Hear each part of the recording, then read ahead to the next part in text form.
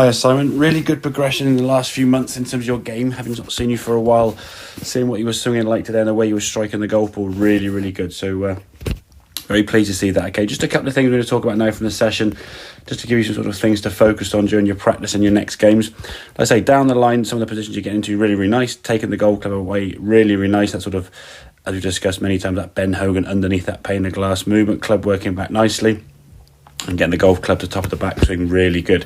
So down the line, I like the positions we're seeing there in that swing. Now the main one we're looking at from the front on, we've got these blue lines here now between your sort of legs and hips. As you can see here now in the takeaway, as you start shifting the club back now, your right hip pocket, right knee even, starts sliding into that left-hand blue line that we've got on the screen there.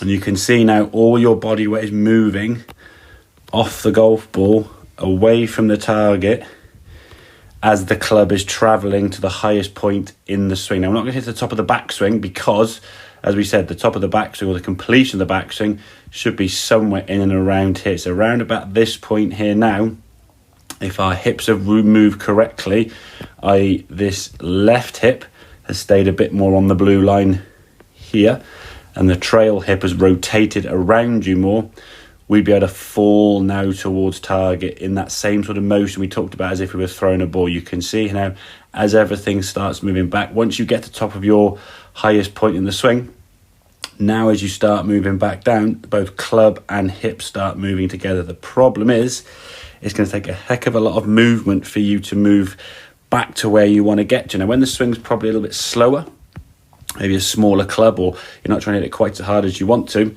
you might have a chance to get your body back into a good impact position. In an ideal world, we would want your left hip to be getting somewhere this side of that blue line, somewhere on this area here, ahead of where it started. Now you can see we are moving in the right direction. However, with all that speed that the golf club generates coming this way down to the golf ball, that is going to have a reverse effect on your body, sending you that way. So as you come into impact here now, we can see not quite getting through that blue line with your lower half, and this is why a lot of your shots you could see on the mat there slightly hitting the ground behind the golf ball and seeing the shot curving off to the left there. And you can see it impacting this on this right hand one, your right foot a little bit flat than ideal, your right hip now further back than where you want to get it to, really not really shifting your weight through onto that left side until really after the shot.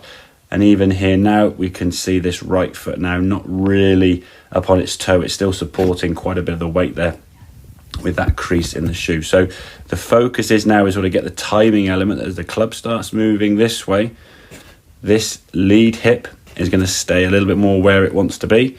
And this right hip now is going to pivot around you. So as we said on the session, if you go up against a wall and move your body up against a wall, your right butt cheek should be sliding towards target a little bit more while maintaining your head position in this spot. What we don't want is the lower half sliding to the left, as we can see on the screen. So in your case, to your right. Okay, so working on that body movement. So when we get to in this position now, we're able to shift the weight in the same way that we naturally do when we throw a ball or a club or whatever it may be. Okay, we've got to get that body weight shifting correctly, get that club striking the ball and then the mat or turf on the golf course, as opposed to the tendency being the other way around. So I hope that makes sense. Any questions, obviously give me a shout, but I'll catch you again soon. Cheers, Simon.